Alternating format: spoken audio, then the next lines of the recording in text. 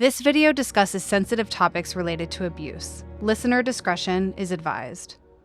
There's a struggle between finding peace and finding justice, but it's hard to find both. People from underrepresented communities are more likely to experience harm. How do we get those resources, the funding, just the availability out there so we can put these organizations in a position to do what they want to? It also can cost you your life if you haven't been able to process that trauma. I'm Caroline Culbertson, and I'm here with 3 experts today to unpack the themes of the PSA that we just saw.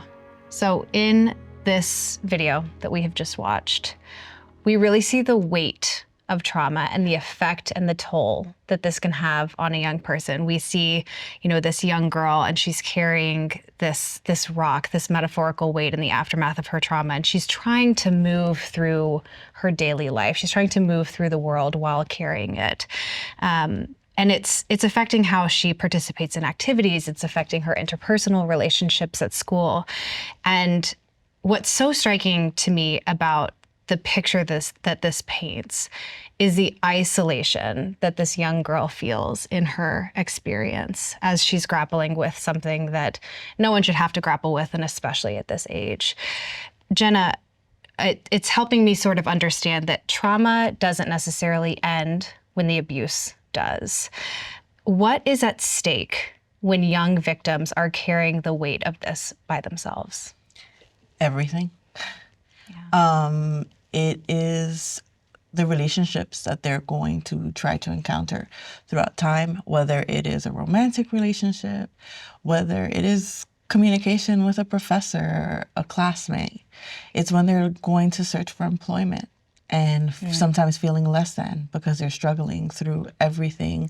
Well, this is not going well, that hasn't gone well. It's the unfortunate recount of what has happened in certain social situations where something can trigger that experience and close us down. And I say us because I'm a survivor myself. And so I think about those things as well. I think about just there's a financial impact too that folks don't think about. When we're talking about college students and just how policy is currently written, deciding whether or not you're going to continue your education, whether you're going to transfer to another school, what support psychologically looks like, mental health support, what hospital bills can be like. Yeah. So that's an aspect that folks don't ever really see or understand if you haven't been in a situation like that. But it also can cost you your life if you haven't been able to process that trauma. And so I think about how challenging it is to exist in a space that doesn't feel supporting. Yeah. Bobby, one of the things too that we see in this video is there's these instances of bullying, really. There are these comments that are being sort of thrown at this girl, and we see it with it kind of piles onto the weight that she's carrying. And Jenna just did such a great job at kind of helping us understand, what's at stake here. And I think that when we understand how high the stakes are, how profound of an experience this is, even those small comments passing in the hall are really, really harmful. How do we unpack that? How do we think about educating and being aware enough as a society to understand that even those little dagger of comments actually have a huge, huge, huge impact on survivors?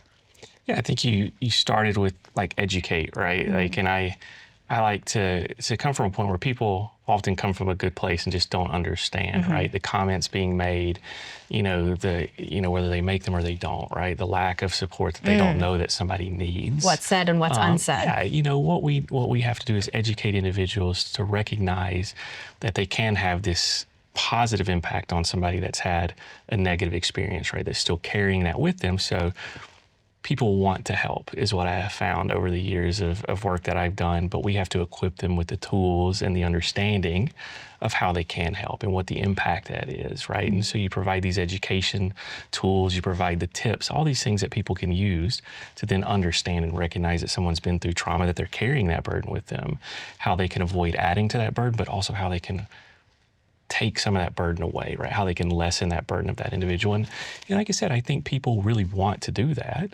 They just often don't understand how, where to start, or even recognizing what trauma is. So that's the first step. You said it yourself. How do we educate? How do we provide those tools and those tips?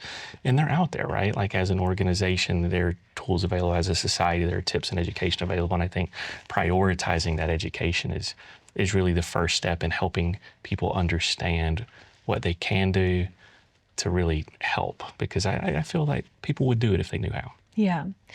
One of the things that we see sort of towards the end of this video too, Natasha, is we see her, she's on the track. She's presumably at practice or a meet, and she's trying to run. She's trying to perform in her sport, carrying the weight of this burden. And we see that, it's physically slowing her down. And it actually is kind of what gives her this breaking point at the end, and then we see her kind of scream at the end. What do we need to understand about the relationship between performance and people feeling safe and supported, and in the aftermath of abuse especially supported, and not ostracized or doubted or bullying? I think it's really key, and in fact, in my work, we actually talk about high performance in youth sport as the example for how that can translate into a workplace. And when you talk about performance and how you get the best out of your people or out of an athlete, the feeling safe, valued, respected, that element of human dignity is absolutely core to performance. And we know that in other areas of life where people are not feeling safe or respected, they underperform or they don't perform well, or struggle to perform at their best. And I think that analogy, the irony, I suppose, between high performance being used as an example in a workplace, but actually what we see is a whole lot of athletes who are wanting to be in that space who haven't been given that respect, safety and dignity. So it's absolutely key. And I think what we do recognise about both sport and other environments, that if it's not safe, people aren't respected and treated with dignity, that ability to actually have a voice to speak up is critical. So the safe space to do that might always be in the immediate sphere, because often it's where the abuse is happening, but having an independent space where athletes or people who are experiencing those behaviours can actually go to for help, critical. Yeah. Absolutely critical. Yeah. What are some of those, I think about, there's sort of two sides of the coin. There's a safe space that creates a landscape where abuse is more unlikely to happen. And then there's a safe space where people feel supported in the aftermath of something bad happening to them. What's the relationship between those two things? Like, what does it look like on either side of that coin? So prevention and response absolutely go hand in hand. And so that's right, the protective factor is creating an environment where people are respected, feel safe, can raise their voice about any issues. And that's the protective factor. That's the prevention space we want to be in, where people feel empowered to speak about what it is they need and or want. And then the reverse, because people are people and they won't always behave the way we want them to. We're always going to need a response. But I think in the response space, it is about ensuring that it's trauma-informed and person-centred, and that people who experience negative behaviours or harmful behaviours actually have agency over their experience, and that they are responded to in a way that validates their experience, and with the goal of doing no further harm is really key. What does that look like for you? You mentioned having agency over their experience. What does that look like in daily life? I think what we've learnt over and working in this space for about 25 years now, what we've learnt is that if you And it comes from a good place. So to pick up on what Bobby said, that people want to help. And so people, and particularly I think problem solvers, are driven to action. So what is it that I can do to solve your problem? Right. But in fact, that's not how it works. When you've experienced abuse and trauma, your ability to have hold of that and to take the action when you want to take the action is what's going to result in better outcomes for the individual. So despite people coming from a good place and wanting to make a person better, you can't actually do that. So the impacted person really has to have that control. Yeah, I would say that, right? Slow down, right? Let them choose what the next steps will be, right? Don't force those steps on them because you think you know how best to resolve this, right? And I think that's where you kind of get back to the education to help people understand. Sometimes it may be a little counterintuitive, right? Like, oh, we're gonna get this resolved for you. That'll make you feel better is not always the right steps to take. It is like slow down, let them have that control back, that power that is there is key when you're, dealing with like a trauma-informed process. So I agree. Yeah, so much of what I'm learning about the victim's experience is that there's really a loss of agency and identity and control.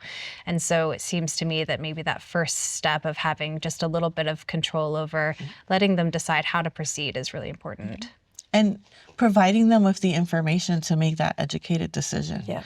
Right? Because to your point, Natasha, about problem solving, we're quick to run into and dive into that. But we're not asking, what is it that you would like, right?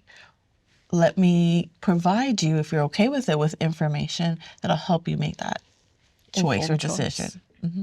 And because we know the way trauma works, an impacted person might not be prepared to make that decision about taking action in the moment, months after, and possibly, years later. Yeah. But recognizing that is really important. Yeah, right. And I think sometimes that's lost in the response part, right? Is people want to push for resolution and they don't understand why are you not, like, you need to tell me what happened, how did this work, right? Like, I've even seen it go as far as like, well, if you don't help us, this, other people may be at risk, right? Like, they put that burden, you want to talk about adding to the burden, right? Then they're looking at you and saying like, if you don't do something to help us, then think about the other people that may be You're responsible impacted. for somebody else's outcome. Right. So like, tell me how much of a burden is that, that we're adding, because people don't understand, that re-traumatization or adding to the additional burden, putting in that position. Now they're having to think like, oh my goodness, like I'm not ready to talk about this, but you're telling me that somebody else may be impacted if I don't, and they're having that. So there's a lot of ways to think about how we can do this the right way, to really support those survivors, to make sure they're safe and can come forward. Like you said, there's plenty of studies out there that it can be decades later that people come forward, to express their, the abuse that's happened to them. So yeah, and there's so much coming at you too, through this process as a survivor, right? And so I think there's a lot of scripts, if you will. So policy, the criminal justice system is a script, right? And sometimes it's hard to see if I'm not ready and the law doesn't allow me to share after a certain point, right? Because the statute of limitation has passed, right? That creates a burden on whether or not I have to decide now if this is something that I have to make a decision on. And I feel like there's this struggle. I was just recently talking to someone about this. There's this struggle between finding peace and finding justice, but it's hard to find both. All four of us sat here at this table today are parents. And I know for me, as I've become more educated on this issue, I really view this through the lens of a parent. And even just watching that PSA, when this young girl who's already struggling and these comments are being thrown at her, again, back to the bullying aspect, it just really brings out that sort of like mama bear instinct in me. And it prompted for me the question, as not just parents, but as, safe adults, how can we shepherd, and what's the responsibility of adults in a young victim's life to shepherd really safe interactions for them, especially if they're going back into an environment perhaps where the abuse occurred, a sports team, a school. What's the responsibility there of a protective bubble versus really just trying to help them navigate safe interactions with their peers? Yeah, I mean, for me at least, right, it's kind of a mix, right? Like I can't protect, like that helicopter parent, right? I have two boys that play sports, and they love those sports, and it's supposed to be a safe space for them, and I want them to be involved. But then I also understand the risks and the issues that can come with that sport. So for me at least, the responsibility on individuals who understand the sports space or the safety space for youth, it's your responsibility, one, to model it, right? Like you need to be making sure that you're practicing what you understand to be those best practices, but then also that you're talking to people about it, right? Like you're talking to other parents, you're talking to youth, you're spreading the message, so to speak, and that because a lot of people don't understand this. They don't really understand the risk, they don't understand the impact, they don't understand the small things you can do to reintroduce someone to the sport or just make the sport safer in the first place or an activity safer in the first place.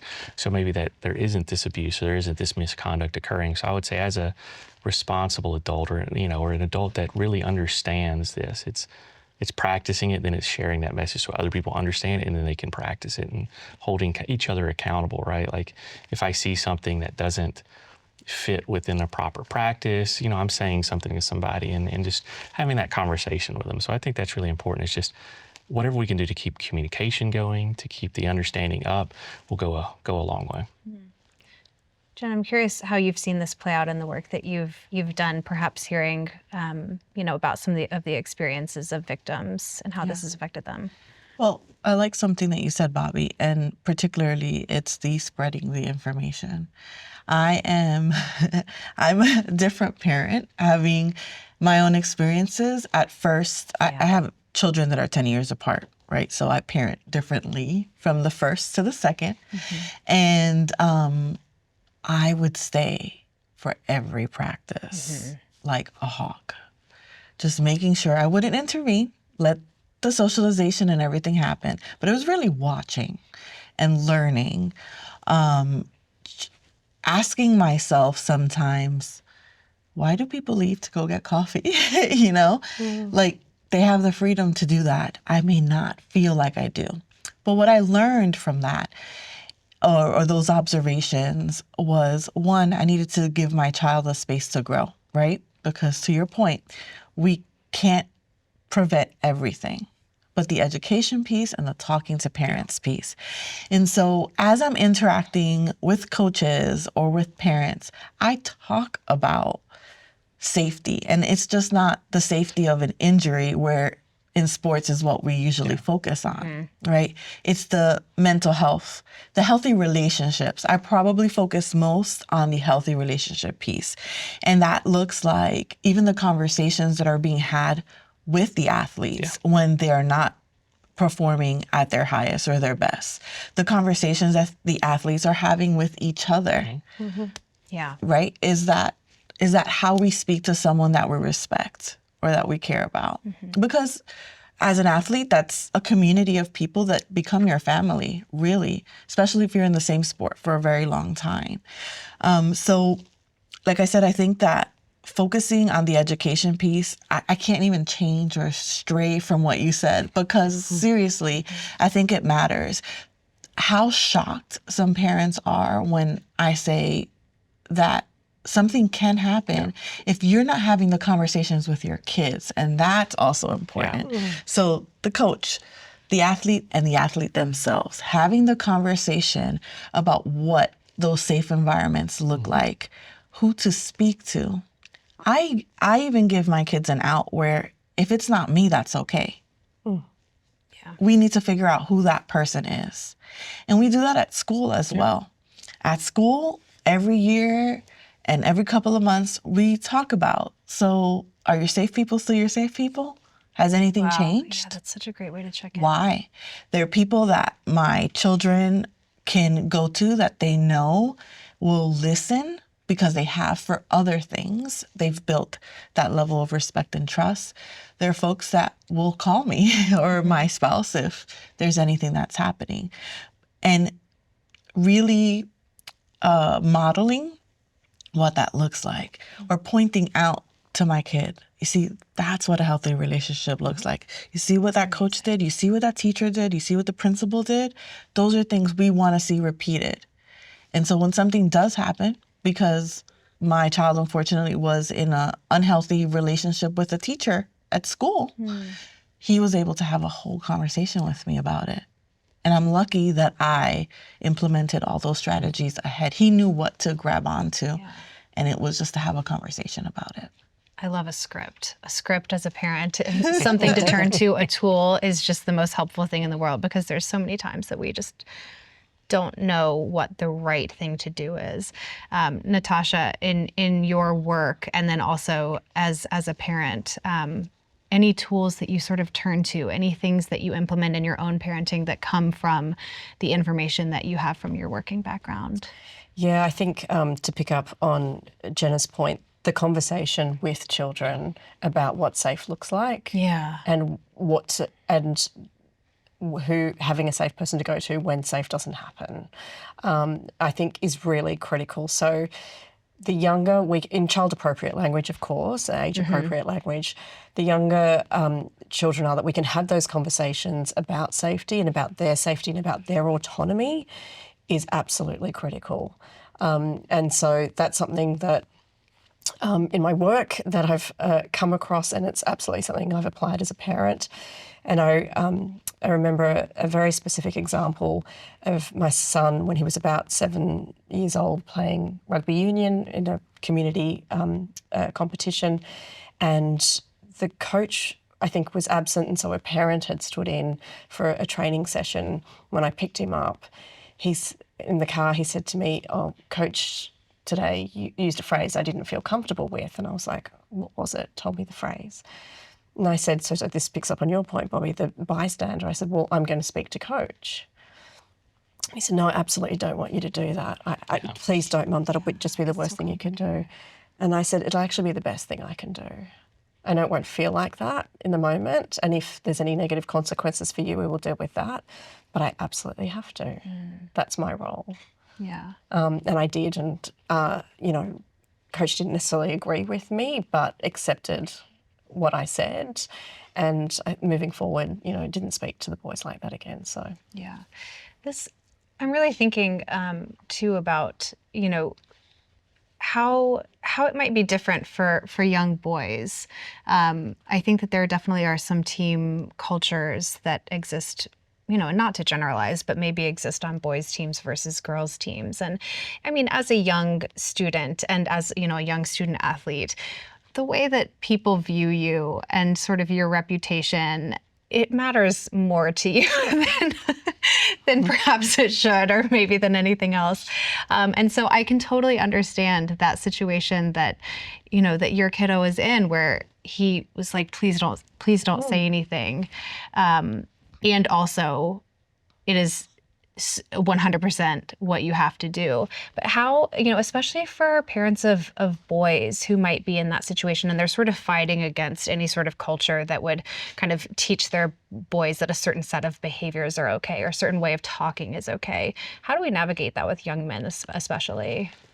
I mean, that's tough, right? Because I think it goes beyond sport. Just in society in general, we know that men and young men and boys underreport misconduct, underreport abuse, and that's a barrier that society has kind of put up, and holding on to their conversation about how we change, the destigmatization of abuse on young men or boys. But I think one of the themes that's running through all of this is conversation, right? Like, you have to keep the conversation moving forward. Like, you have to be willing to talk about it. It's not comfortable, right? And you say that your son was like, don't say anything, right? Because he's like, oh, it's going to embarrass me, or maybe I get less playing time. I see parents the same way. Like, I don't want to say anything, because if I say something to coach, or I say something about what's going on in the locker room, is my son going to get less playing time? Yeah. Right? Is there going to be some kind of negative impact? So the biggest thing is, like, we can't have this punitive approach to open conversations, right? It has to be encouraged, right? They should feel comfortable at any given time.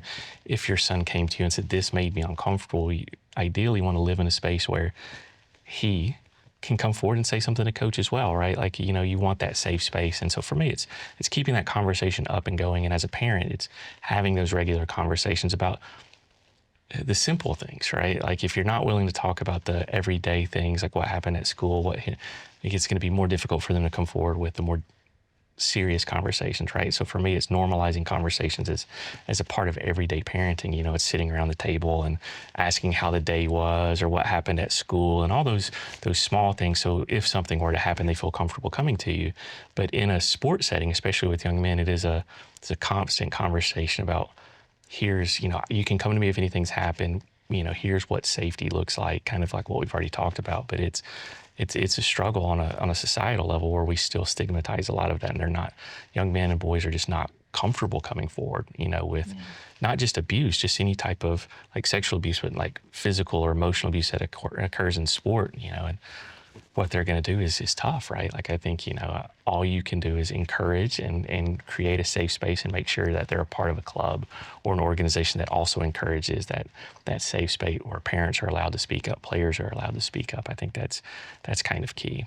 The modeling and teaching of healthy relationships. And I think advocacy is another piece that we need to teach. It's not inherent in everyone to speak up. It really isn't. It wasn't in me, that's for sure. If you meet me now, you're like, wow, you definitely have a voice, but I didn't. And so starting with little things on how to advocate for yourself, right? It could be something like in school, something basic at home, right? Beyond the Christmas present or something, just something that is meaningful to your child, and then that it grows. Because I think part of creating a more improved generation of people is working on the things that we lack now, right? So it's the empathy piece, right? It's the self-advocacy piece. It's working to a larger change that our society needs for that shift to happen. And so advocacy probably for me comes hand in hand with the whole healthy relationship aspect of education. Yeah. Natasha, anything to add to that? I would completely agree with that. I think one of the things, it's about the power, I suppose. And so I think, yes, advocacy for yourself is really critical, but I also think about advocacy in terms of other people. So in that scenario I shared with you, I was the advocate. Having it safe to, it's not always safe to be an advocate, as I think we know. And so making that judgment and teaching about when that judgment is. And maybe if it's not in that moment in time, subsequently to come back around to it and be able to intervene or have a conversation or call something out. Maybe not in the moment, it's not always safe, but recognising there are other ways to come forward. And I love the example you gave about your son in that situation, because in a sense, he did advocate. He spoke with you. And that's huge, right? To be able to say, this is my safe person. I know that at the very least, you were going to listen. And at the most, you were going to take action, which is amazing. Are there systems or policies that stand out to you, Natasha, as particularly powerful or necessary in shaping an environment where victims feel that they can come forward, whether that's a report or a disclosure, in a timely manner so that they can access the resources and the help that they need? Yes, I do think there are policies and systems that can absolutely support that, because what I suppose ultimately, if harm has occurred, what we're wanting to do is ensure that people get the support they need as soon as they can. Yes. And so I think in terms of policies and systems, I think particularly in Australia we've had a large national piece of work that looked at this issue around abuse of children in particular in a range of settings, but sport came up in evidence most frequently. And I think what we now have in our system is government-funded integrity officers who are charged with ensuring this sport is safe, but also responding, and people who have, I suppose, really good skills and qualifications in responding to children, in talking to children, I think is really powerful and has made a difference. But I think having that information in a way that is age appropriate, so it's not just speaking to adults, that it's speaking to children of different ages. So I have at times produced material for children to raise awareness of their rights, but it'll be different for children who are under 12 as opposed to over 12, for example. So having age appropriate materials in a way that's accessible to them, letting them know that it's out there. So whether that's through a QR code, et cetera, that they can access themselves, I think is really important. So the more, I guess, the more, that's moving into the prevention space where you make people aware of their rights. I think that's sort of the first thing. But where people have experienced harm, being able to have those systematic, I guess, information responses that they can access themselves in the event they don't want to disclose to someone. Bobby, how have you seen this come up in your work? I mean, thinking about, these are pretty adult themes, and the verbiage and the language around them can feel pretty adult, especially for a young victim. And even if they've got, amazing supportive family or parents or safe adults who are guiding them through this, in your work, how do you make what you do feel more approachable and less scary to a child or a family who already just has their mind blown by the situation they're in? Sure, and I think, one of the things to never lose is kind of meeting people where they're at, right? And understanding where the person is. And so a great example would be, we know that younger generations prefer to communicate digitally, right? Like how many times have you seen a teenager that may be sitting with their friend on the couch and they're texting each other, right? It's lost on me. I'm like, why are you guys not talking? Just turn your head. We are talking. Yeah. What do you mean, why aren't we talking? Yeah. And so it's meeting people where they're at and making it safe there, right? So communicating digitally, kind of like the QR codes. If they, I remember organizations not too long ago that would require somebody to come in and make a report in person. And you're asking someone to come in and have a conversation that they're not really comfortable speaking with you anyways in person, but now you're asking them to come in and speak with you about one of the most difficult things that they'll potentially ever have to talk about. And so so it's not losing that we need to meet people where they're at. We need to take down any barrier we can to make sure reporting is easy, make sure these conversations are easier, because we know they're going to be difficult, right? So age-appropriate language, like you mentioned, is very important. Different access models of whether it's in person, whether it's, anonymous, whether it's a text message, whether it's a phone call, different methods that they can choose from, kind of giving a little bit of that control and allowing them to talk the way they want to talk and report the way they want to report, I think is really important. It's the same thing with integrity officers. I call them safeguarding officers. I always recommend that, any client or sports organization that I work with have someone who's been through that training, who has that understanding of how to speak with, different age groups about different topics. It's a lot different to talk about abuse with an 8-year-old than it is to talk about abuse with a 16-year-old, right? And understanding those nuances and those differences by having a point person that's responsible in each staff is also really important to me. There's all these little steps that slowly add up to create that kind of that safe environment where the youth or even an adult can come forward, feel supported, feel safe, and kind of move this process forward. So. This might be a tricky question, but I'm going to ask it anyway. All right. Do you feel like there are ever special considerations that you need to make, or just things that you need to keep in mind when you, as a man, are working with a female victim or their family? Yeah, 100%, right? Okay. I can't say, whether I'm doing an investigation, whether I'm working with an individual, or whether or not, an organization is asking for my opinion, I always that's another way I can give some control and some power back to a survivor, right? Like if they express an interest, hey, I would be more comfortable talking to a female. Yeah. I do everything I can to get a female there to speak with them, right? I don't say, well, you got me, right? No. This is a choice. This is some control that I can give back to you. And so 100% I take into account, when they express it. And that's always in the back of my mind when I'm working with, survivors, is how can I make them more comfortable and give them a little bit of that power back? And that's a perfect example of a way that we can sometimes. Yeah. Jenna, I'm curious, shifting that slightly, working with supporting victims who are disabled, neurodivergent, who have perhaps differences in even just the way that they relate to this issue or communicate, perhaps differences in the way that their team organization or school experience is structured. What do you have to think about when navigating supporting those victims specifically? I think I like to call it like a community effort, right? Where we're still centering the person, seeing what they need, right? So the seeing what they need, especially in disabilities, I think it's super important because we tend to honestly dehumanize the person less than because of a disability. And so I think accessing what's necessary. So my brain is thinking maybe someone who's may not be able to fetch the words as easy, right? So how do we help support that? How does accessibility to information in this community is less represented than others? So access to what supports and guidance exists.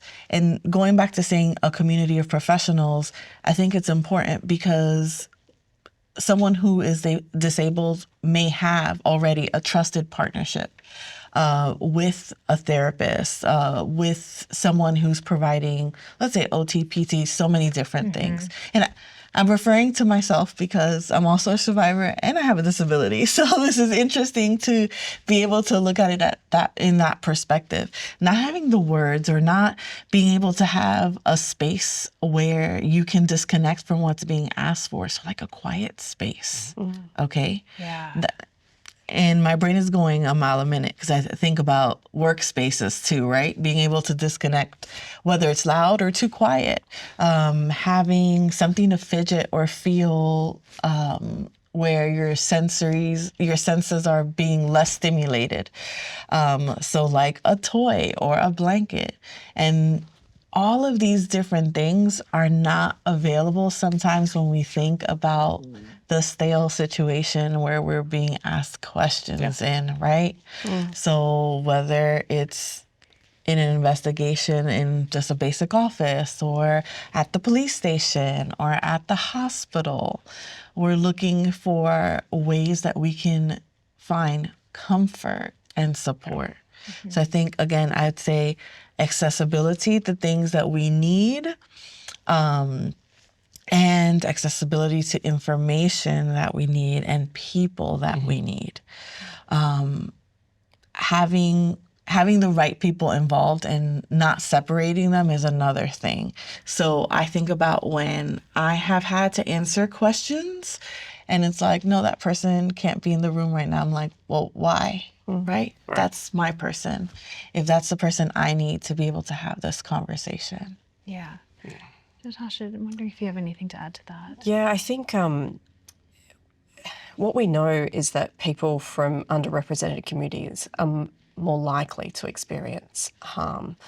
And so thinking about both our prevention response and not doing it in a way that is, or doing it in a way that is nuanced and speaks to those communities, I think is really important. And I think it's something that we haven't done particularly well at. We haven't done particularly well in abuse in sport generally in responding, from my perspective. But I think we're just starting to appreciate that you can't have a one-size-fits-all approach.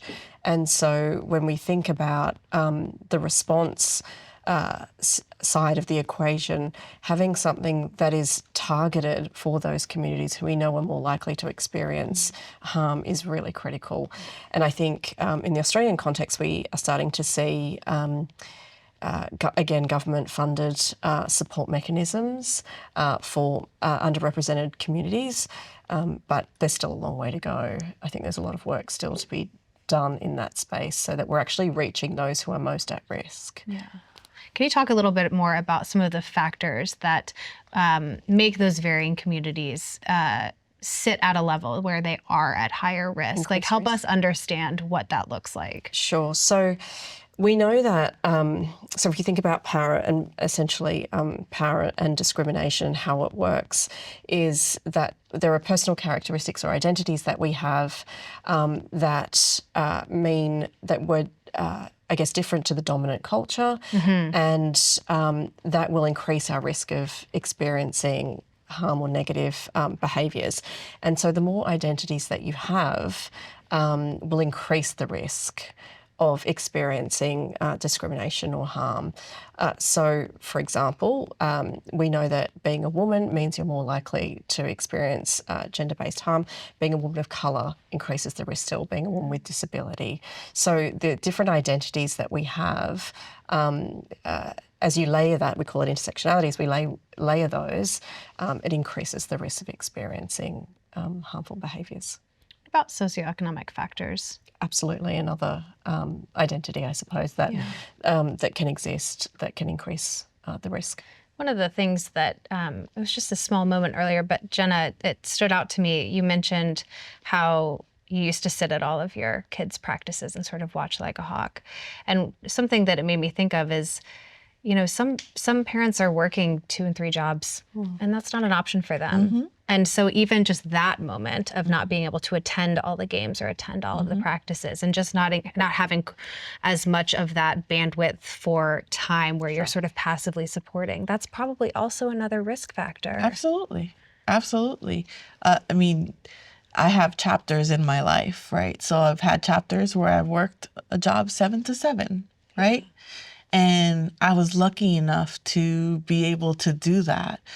But when we're talking about socioeconomic, we're talking about so many different pieces, right? We're talking about lack of access to information as well, lack of resources and information, also communities that may be targeted, right? So I'm Latina, and I think about, we're talking about immigration in America right now, right? So how that group may be less likely to report, right? Because they already are trying to distance themselves from the government, right? And so how do I make sure that I just stay safe and silent? Yeah, as little attention as possible, kind of thing. Bobby, how do you see this come up in your work, and what are some ways that we can pay special attention or provide more resources to those communities that really are at risk? Yeah, and we'll start like socioeconomic, right? That's so you got a parent who's working, you know, long shifts, multiple jobs, you know, so maybe you have a coach that starts to volunteer to take the kid to and from practice, right? Maybe you have a coach who's starting to buy necessities for the kid, right? Like, you know, a lot of times sexual abuse requires like this privacy, access, and control, and that a lot of times is allowed because it's a necessity, right? Because we want our kids to have access to sports because of all the benefits that come with it, right? The mental health benefits, the physical health benefits, just it benefits your, you know, social life, all these different characteristics that are built. And so for me, like, sport is a high risk activity because some control is given to the people in authority figures, right? Coaches, senior athletes.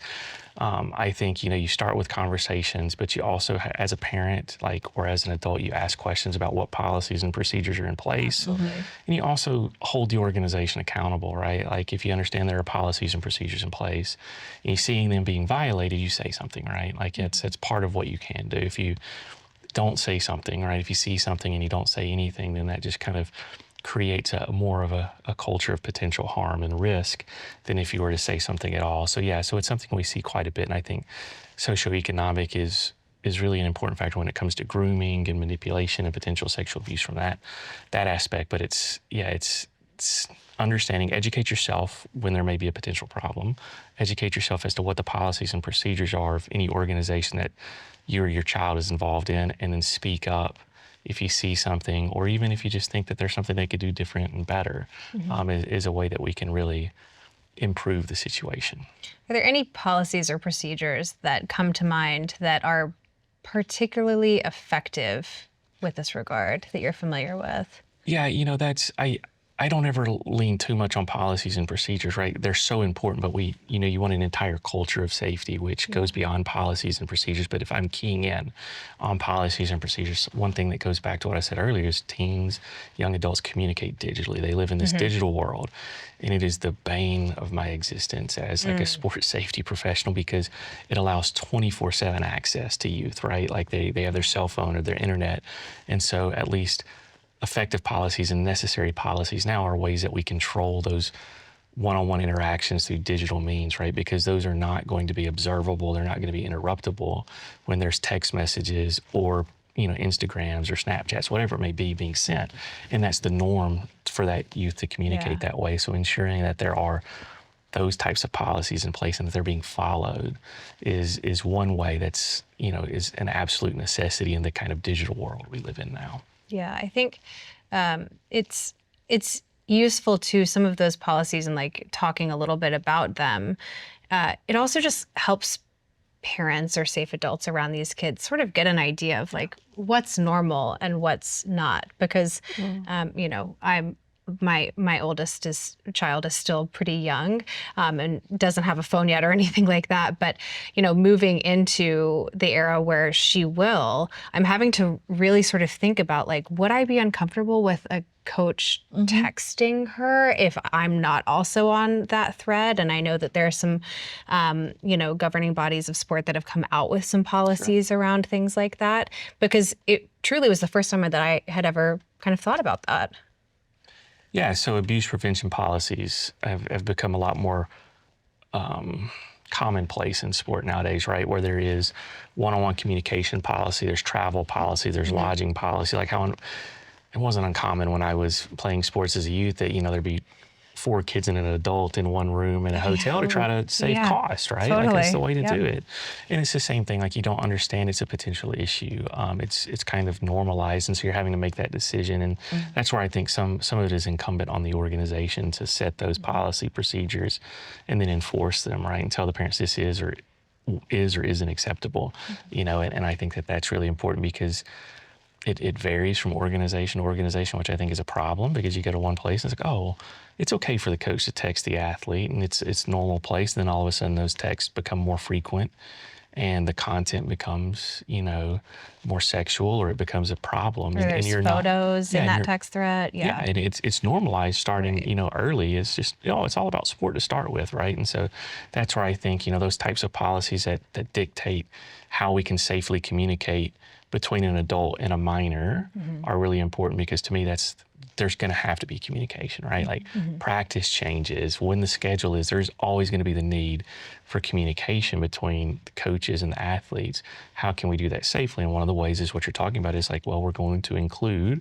another adult or a guardian on any of these communications so that it's monitored, right? And that's a kind of a little bit of a low-hanging fruit, say this is the right way to do it. And a lot of organizations have implemented that, right? And I tell people as an organization, it makes your organization, you're protected, so you can say like, hey, coach, always include somebody so that we know it's on the up and up in safe language. And as a parent, you can feel better and say like, hey, this policy is being followed and, I feel safer about it, right? In that way, if you get a coach sending a text message to your athlete and they're not supposed to, say something to the organization, to the athlete and to the coach, right? Like they all need to be informed that this is against the policy and not, not acceptable. Yeah. I would say in relation to policies as well, and to your point, Bobby, they are the floor. It's the minimum of what we're setting our expectations about how we will work together, right? How you'll engage with the children, etc. So I think that's important to have. But what I would also say is that I think consistency in policy is really important. So what I think we found in the Australian context with policy exists, and of course you've got to live policy, it can't just be a document that sits on a shelf. So there's that, but that where you have great variances in policy, that there's confusion or, and coaches will say, well, actually, I've been doing this and it was entirely acceptable over here. What's the problem now?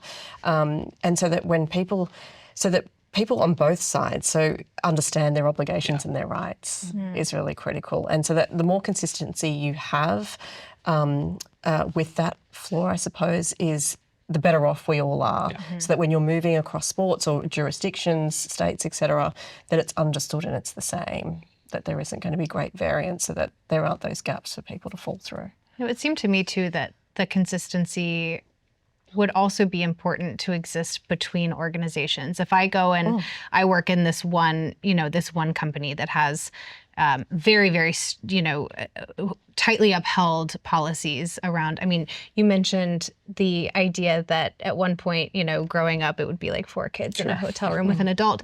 Well, that is a situation that's familiar with me with when I started working for a new company and didn't know anyone. And suddenly I was put in a room with somebody I'd never even met before. And it just, as a young 20-something-year-old, I just rolled with it and didn't know if there were even policies to, protect me against that. But, between organizations as well, I mean, talking about shaping culture on a wider scale, it would seem to me that that would be important. Absolutely. So, I think about like sector-wide or industry-wide. So in the sports sector, absolutely, that's where you'd want your consistency across the whole, because we know people don't just do one sport necessarily. They're going to move between. And so having that that consistent floor is very important. What are some of those areas that Bobby sort of touched on this a little bit, that we would see policies coming up? I mean, you talked about communication policies, lodging policies, travel policies. In your work, Natasha, how do you sort of think about all of the different kind of touch points that would need to be addressed, all of the different ways that people are interacting in the workplace or in the sport? Because it's also striking me that these adults who are going to work and then going to their kids' sports games afterwards, they are, experiencing a culture and a set of policies at their workplace. And that's where they're spending most of their time. Where you spend most of their time absolutely has an impact on the way that you sort of view the world. And so if they're in, a really respectful, inclusive workspace, it would seem to me that they would come to want to uphold and expect that same type of environment. Yeah. In other areas. Absolutely. Yeah, absolutely. I would say that's right. And I think you start with not trying to necessarily fill the gaps down this end. You start with the culture that you want to have. Okay. And I think you start with prevention. So prevention of harmful behaviours, full stop. So that's how you're going to actually create a positive, inclusive culture where people are safe and respected.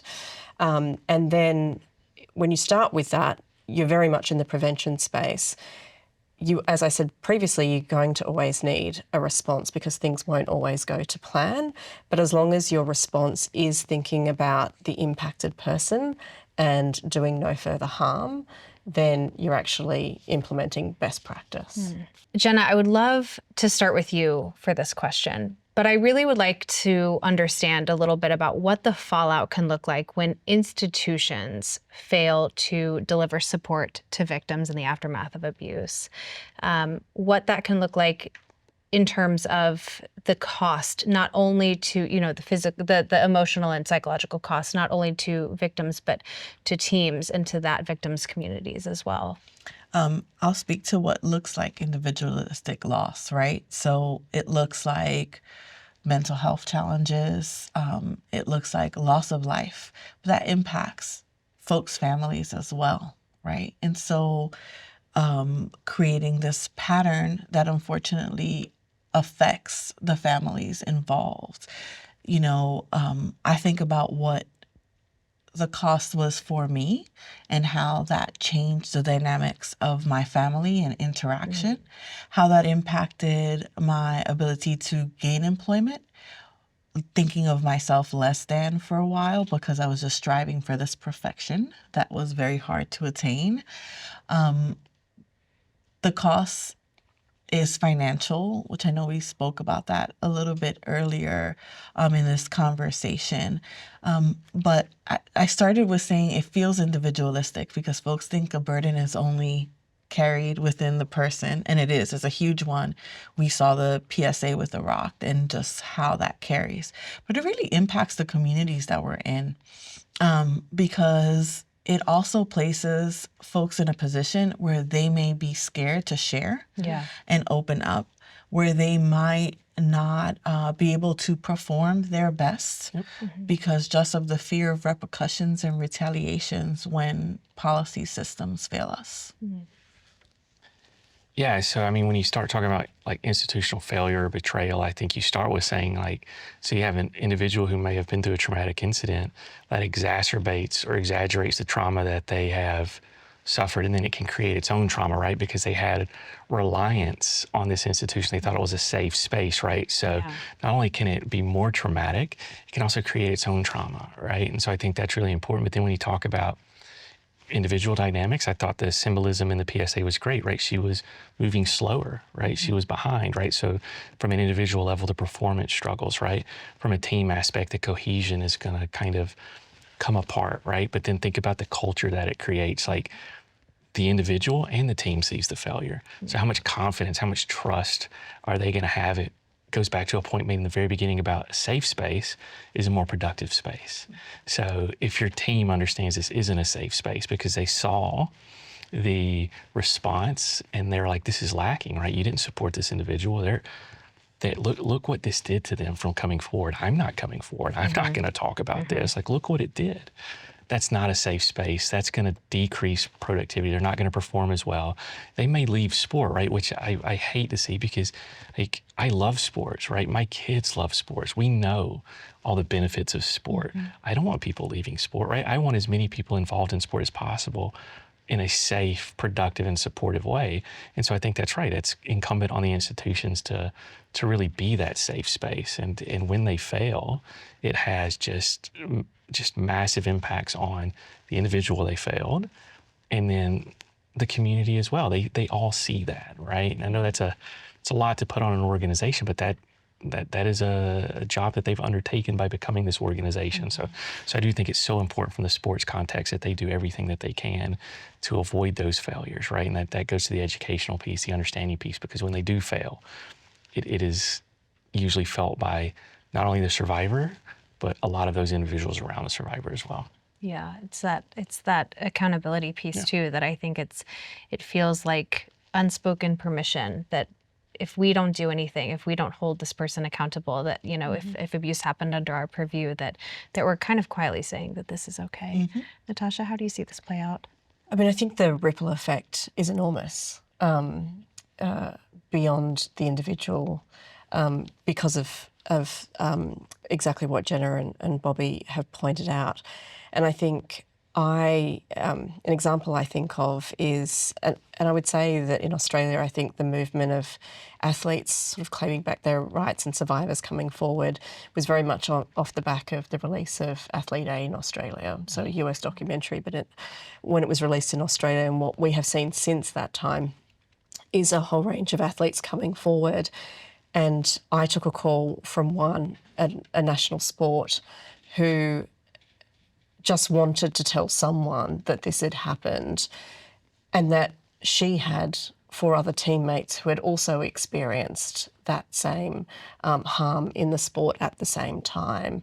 And, you know, their ability to, as adults who had left the sport now in their 30s and 40s, their ability to actually have normalised relationships. You know, we're talking lifelong impacts that they were able to articulate in that moment. And I was probably the first person that this particular athlete had ever disclosed to. Yeah, absolutely. It's lifelong and it's incredibly widespread. Yeah. Natasha, I'd love if you could help us understand the relationship between sexual abuse and sexual abuse prevention and human rights on a larger scale, because through the work that you have done and decades of doing this type of work, I think that this can really help people understand, like on a wider scale, why they deserve to feel safe. So I guess at its very basic, we all are born with inherent human rights. They exist to us as individuals. We tend to not even think about them until they're negatively impacted, right? Until those rights are breached. So we tend to take them for granted. But at the core of it is that we are treated with dignity and respect, and that we have choice. And So the right to participate in sport exists. There's an athlete's Charter of Rights, which is relatively new in the international human rights framework. But essentially, these rights exist at the international level, and then countries sign up to those rights and then domestically implement those rights in law, is how it practically works. But the fact is that we're all born with those rights, and protecting those rights is the role of government, essentially, and organisations, those with power, and then how you actually ensure that rights holders, those obligations are met, is by making people aware of the rights that they have. So the more awareness you have, and that's basically the core of this conversation, awareness you have of what you're entitled to. So you are entitled to safety, you are entitled to a life without violence or fear of violence, you're entitled to equality. All of those rights exist. If you know that, then you can seek that. But when you don't know that necessarily, or you don't understand that, and those who are obligated to protect those rights don't do that, that's where we come into trouble. So I think it's the awareness of those rights, but we absolutely all hold those. Yeah. Jenna, one of the things that you've said that really struck me is we're all born worthy. And I think that doubles down on really what Natasha is saying too, on kind of a more emotional level. And I think it's this reminder of my expectation is to feel safe. Yeah, definitely. And I've lived in both worlds as far as advocacy, but now I live more in the prevention world. And I speak heavily on that piece, specifically on healthy relationships. And I do it because it's really education for everyone, right? So when I say everyone, I really mean that. I mean, if you haven't had an example of what a healthy relationship is at home, this is a great time to have that conversation. Whether you're a man, a woman, anywhere in between, and you're experiencing and navigating new relationships, different relationships, you're learning that you have the right to exist, to be respected.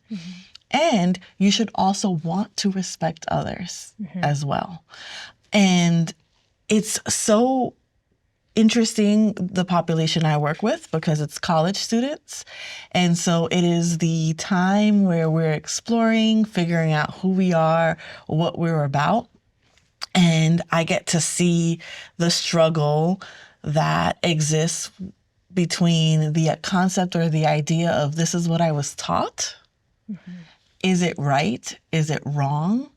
And I'm speaking about in spaces where there are men, there are women, there's everyone. And it is one of those things that I'm like, thank you for asking that, right? Thank you for asking that question as a guy and feeling vulnerable in this situation to ask if that is appropriate, because it's not. And these are the reasons why. Right? And it's not an attack on your person. Now you have the ability to care, love, respect, and understand what that is about. And vice versa. I started this particular framework because I was having a conversation with a college student who told me, what does a healthy relationship look like if I've never seen it? Like, what are the things that I should be grasping at, holding dear and close to myself? And I'm like, wow, I didn't realize that has to be taught, right? And not in a negative way. I just realized at that moment, it's sometimes unfair to have an expectation that everyone should know something if they haven't existed in an environment that has shown them that. And so I said I exist in prevention, almost like I like to say in the tail end, right? Because prevention should be ongoing as far as education. In the tail end, because there's a lot that's about to happen in that college student's life that can be very healthy if they choose to take the right steps, and can change their lives if they also choose to take the right steps. It strikes me that this can come up too, in early romantic relationships in a person's life.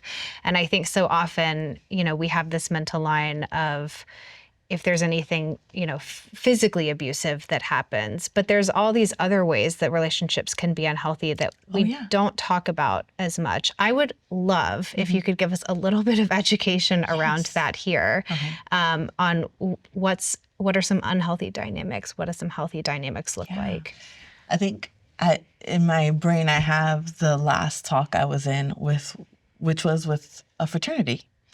And I loved it because it was a situation where we were giving examples. It's kind of like Spitfire. What do you think is healthy? What do you not think is healthy? What are your questions around it? One of the examples that came up was love bombing. They just didn't understand that it was love bombing. So it was, hey, so I'm constantly getting like, you're the best, and this is, like, you're the love of my life, and I'm sending you gifts and presents and all of these things. And then something happens and you're not the best anymore, right? You're awful, terrible, no good. And then it begins again, the cycle of violence, if you will, right? And so I love talking about, well, here's this versus that, right? So a healthy relationship, someone is going to want to hear your opinion about something. Whether they agree with you or not is irrelevant, right? Is listening and focusing and honing in on that. Someone is not going to talk about your attire as being less than, oh, so you're sleazy, you're a slut, you're this, you're that. Why are you wearing that? It's like, oh, nice outfit, or you're comfortable in wearing that. That's great, right? Talking about things like visiting a workplace. That was an interesting one. If I can't reach you on a cell phone, because now if I can't reach you, if you're not responding to my text as to where you're at, I'm going to go make sure that you are where you're supposed to be. So this was a situation where the person would, oh, you're not responding back. Let me go ahead and visit you. And so what's that supposed to look like, right? It's supposed to be when you have a moment, because you are working, you will reach out to me when you're available. And so I think just trying to show a balance between like what it looks like versus what you're seeing is super important. And those conversations I recognize have been so crucial because there's a lot of things that we accept within our family. So things that our parents have done to us that because they're our parents, we see as normal. And you start learning that it's not. Yeah. I love that story because it shows that there is maybe a natural curiosity that does exist, and we should foster that. We should foster the ability for kids to ask questions, even if they're kind of unsure of the question to ask. Like sometimes we don't even know if we're really asking the right questions. And I'm curious from each of your viewpoints, what your current read or evaluation is in the various kind of areas that you work in on the current level of education and awareness around these issues. Natasha, from sort of an international perspective, I'd really love to start with you. Sure. I think there's been a massive increase in awareness of these issues, no question. I think the amount of resources that exist, particularly when I think about the Australian context, from grassroots right through to professional levels, there is way more information about these issues, about creating safety, about where to go if harm does occur. But I think it's been an enormous increase in the sort of recent term, but I think there's still a long way to go.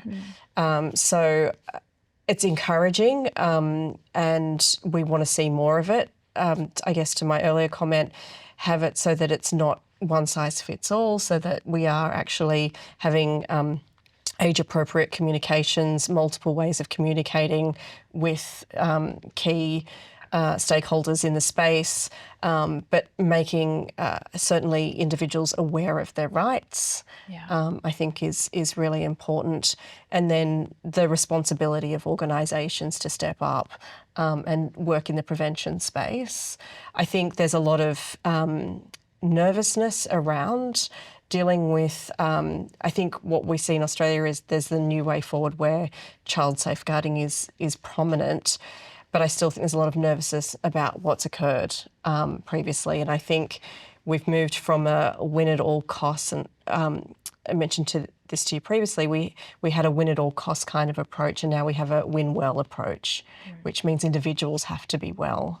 And we don't want to win just for the sake of winning medals. So, Australia's hosting the 2032 Olympics, and that the runway from here to there is very much about not winning at all costs, not being the best, but actually being the best at ensuring our athletes are safe and well and performing at their best. Amazing. And that's the world we want to live in. Yeah, that's a huge shift. It is. It is. That's very profound. I think that that's probably something in the States here that maybe we haven't quite caught on yet. I think they're, from the conversations that we've had in these roundtable discussions so far, it seems that the prevailing mindset is still very much kind of a win at all costs type of scenario. Bobby, I'm curious how you've seen this sort of shift and change over your career and what your current read of the education level is. I would agree with Natasha. It's improving. We've come a long way in the last 10 or 15 years in at least setting the floor, but I still think it's slower than I would like, and we're still reactive, meaning that, a lot of our policy changes in the U.S., a lot of our growth happen on, in a reaction to some kind of very traumatic public event, right? Yes. And you can point back in the U.S. to a lot of the legislation, a lot of the changes that come to sports safety, and tie them back with a very known abuse case or scandal, right? And so that's where I think, even though we've come a long way and we're doing better, I'd love to see us get more into the preventative, let's work ahead before something happens, in just the pure reactive space of oh no, here's a big scandal. What can we do to make sure it doesn't happen again? We can get ahead of that, right? Maybe prevent some of those scandals from happening in the future. But I think that is one of the issues that I see the most here, is that it's a little slower than I want, and it also is reactive. I also think we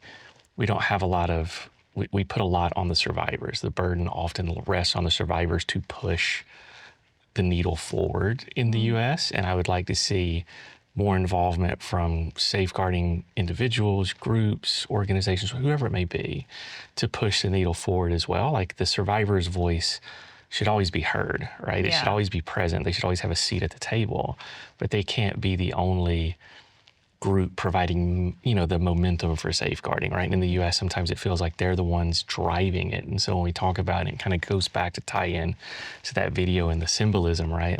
Are we putting more burden on these individuals instead of relieving some of it, right? And so I feel like that's something we can also do better, is more activity around safeguarding, especially I see it in sport. I do, in the US, we call it podiums over people a lot, right? From the Olympic movement, we want the medals at any cost, right? It doesn't matter what emotional abuse, physical abuse, sexual abuse that you may have to endure. We want you to win, right? And what that did to the athletes, what that did to just in general the culture and society. But yeah, I think, again, I want to be that kind of eternal optimist and say we're getting better. We are taking steps forward, right? We are doing things now that we were not doing 10 or 15 years ago, right? And that is the right direction. I want to see more people involved. I want to see the movement go faster. I want to be able to look back in 10 or 15 years and say, okay, we were a part of this movement within sports safety that really did have an impact. And, my kids or my kids' kids, or however it may work out, are participating in this safer, more productive, more supportive environment than we had now, right? That's always the step, right? Move forward that way. So yeah, I'm just curious if you could snap your fingers and have one or two things become reality, especially on the prevention side of things. Where do you think our collective efforts could most pack a punch? What do you really wish existed or was in place today or was a reality right now? Oh, I just get one or two. I think, part of what we talked about is consistency. The other part is funding, right? And what you see with Australia is, you talked about these national government operations. It's missing in the U.S., right? We don't have the federal involvement or the consistency across the board. So I have a lot of clients who want to do the right thing, right? They want to know, what are the best policies? What are the best practices? but I don't have access. I don't have the resources. I Because don't know. of funding. A lot of it is funding, right? And it's whether it is financial or even kind of the human capital standpoint. I don't have the people, I don't have the time to spend on this, right? And so that isn't present. So what message does that send even from a societal or cultural level when they can't, right? When the funding isn't available. So for me, if I could kind of, snap the fingers and say, here's what we need, it is, more consistency across the board, right? It doesn't matter if you're in the Olympic movement, the recreational space, the pro space. If this is sports, there is the same kind of foundational understanding and policies that go everywhere. But understanding that if we're going to get there, there's going to have to be a lot of additional support from somewhere, right? Most likely like a government standpoint or something like that, right? Like the U.S. is one of the few countries that doesn't have like a secretary or minister of sport, right? This is like 45 to 60 million kids play sports in the U.S. or some kind of fitness activity every year. But we don't have that level of federal involvement that a lot of other developed countries have, right? So we're missing, I think, some of those key pieces that will help elevate our sports safety. What do you think the missing piece is? I mean, we were even talking earlier about the Australian Human Rights Institute and how there is no equivalent of that in the United States, which was pretty shocking for me to realize and kind of come to terms with why that is. Any observations that you have on the differences there? Look, I think the culture of having watchdog agencies, essentially, that look at these issues, so funded by government but independent of government, is absolutely critical in setting community standards and having accountability and mechanisms. So the Australian Human Rights Commission can accept complaints related to sport, for example. And so having that free mechanism for everyone in the country is really important. So I do think, and those complaints then inform government policy and investment. And so when you see a spike, then you understand that there's a problem in that area, then you invest in it, you create policy, government policy around it. So it is self-fulfilling in that respect. So I do think that has, I would never say that the Australian government invests as much as it should, so don't get me wrong, but I think that structure is really important. Both practically, but also in the message that it sends. Yeah, absolutely. Because what happens, right, if the federal government says this is important, but they're unwilling to invest? Right? What message does that send down to society if the government says, okay, here's what's important to us, but we're going to invest our funds somewhere else? We're not going to pay for you to be better at it. So how important is it, right? What message does that send down, right? And I couldn't agree more that's one of the key pieces is I love the idea of an independent kind of organization that's funded by, because that shows you that, hey, this is important to us. This is what we're doing versus just kind of talk, right? Like, oh, this is important to us, but we're going to move, we're funding this. You're important, but this is where the funding goes. Or it's not important, and we're not going to even touch it. Yeah. Right? Yeah. And so I think about changing that culture, that script from the top, right? For us as Americans, if we could change the culture on really focusing on humanity, that dignity, that respect piece, then it doesn't matter what government we have, because it'll be putting people first, right? It'll be placing things like changing in policies or having independent organizations that help support those changes. And so it's a cultural shift that we've been very slow on or non-existent in. And I think because so many administrators in sport do run on the smell of an oily rag. They don't have a lot of funding, and so they do have to make choices about what they're going to spend their time doing or invest in.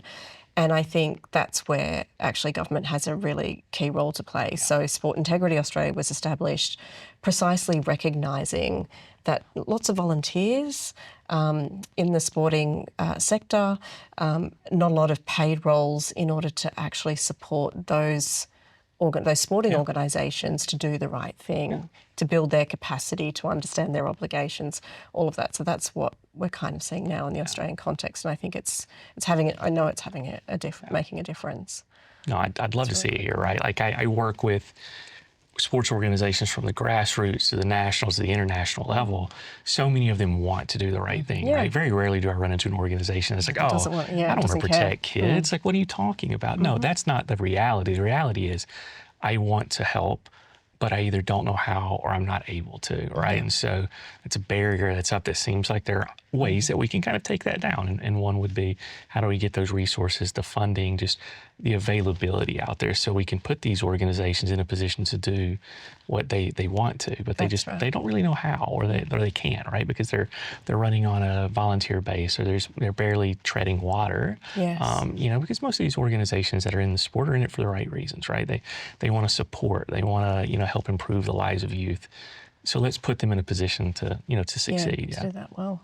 Are there any resources that exist that you can point any of those, if anyone's watching and they're like, well, I'm part of an organization that actually would really like to do something about this, but I am one of those people that doesn't know where to turn.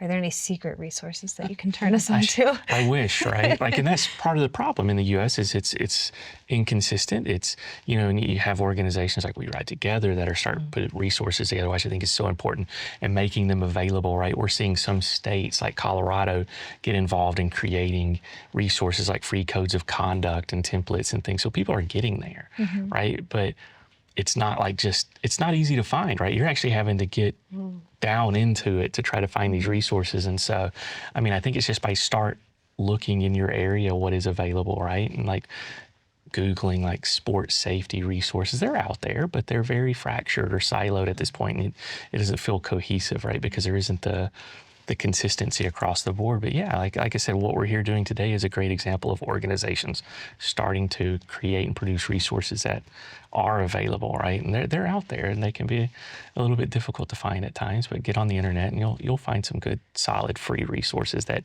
can be implemented by anybody, right? Like I tell people when I work with my client, I meet them where they're at. Like, I don't expect every client to be able to, it's not the one size fits all approach that you said, that doesn't work, right? Like, you need to understand what your resources are, what you can do, and what prevention kind of fits that space. And any step forward is a good step, right? Like, we'll work, but just keep moving forward by figuring out what you can do and how you can do it, and knowing your organization, getting online, and whether it's free risk assessment tools that are available, and free codes of conduct. All of these things that are out there. Take a look at them and see what you can do. Yeah, Jenna, what is thinking about these communities that are really underserved, and I'm thinking too about para athletes have distinct challenges and distinct perhaps lack of support in some areas as well.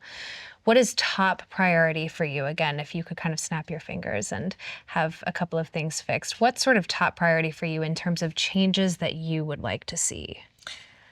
I think we've all really honed in on the fact that the resources need to be available, really. So when you said para-athletes, I think about a colleague I have who has a child who's a swimmer. And the cost of getting equipment, right, and having it tailored and customized, and the fact that we call it para-athlete, it's an athlete, right? They're participating in a sport. And so I don't think I would change anything other than saying the whole education portion of it and the resource part of it is just the most important bit that we can change to improve the experiences of the individuals participating in sports and elsewhere. Yeah. Anything that we are missing from this conversation? Is there anything here in closing that each of you feel needs more airtime, needs more conversation, needs more awareness? I think I would say the prevention element. I think to Bobby's comment earlier, we have been in a really reactive space.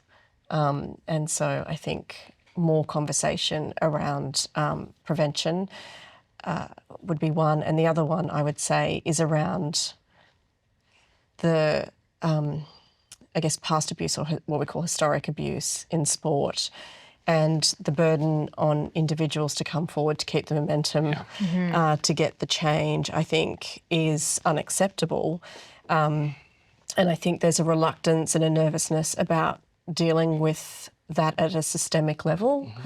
And I don't think you can rely on individual sports to do it because they don't have the skills. And I think there's an investment piece there that looks at these issues more deeply, broadly, with a view on having restorative kind of process for impacted people, I think would be something that needs more airtime. More attention. Yeah, I mean, you know, we've talked about so many good topics today. I would say, like, not discounting the impact an individual can have on, you know, really taking steps forward to ending abuse, right? Like, it's such a big problem. I feel like we often kind of lose the forest for the trees, where you just get overwhelmed. And I tell people, like, every little step forward we take is the right step. So don't discount what you can do as a parent, what you can do as an athlete, what you can do as an administrator by educating yourself and understanding the problems that exist and equipping yourself with the tools to correct or prevent some of it, right? And I think people sometimes lose that. They lose what kind of impact they can actually have. And, you know, one small impact is a small impact, but thousands of small impacts they become large impacts. So I think not discounting that is really important to make people understanding, if they're watching this or researching, like, understand the impact that you can have as an individual should never be discounted, and you should be doing everything you can to have that positive impact. Yeah, absolutely. It's very empowering. Jenna. And I think I will lead off of there and just reminding folks that even if you're not a survivor, you're not a victim, going back to what Bobby's saying about the impact, not being a bystander either, right? And so there is so much that you can do to help support and grow healthy relationships, prevention. Having discussions are super important. Having uncomfortable and crucial conversations are super important. And sharing that information beyond, start with your circle, of course, because that circle you want to impact, but move beyond there in discussing ways that we can change how we live here. I want to thank each of you so much for your time and for your wisdom on this issue. You each bring such different and unique and amazing perspectives to this conversation, and it was my privilege to share this space with you. Thank you so much.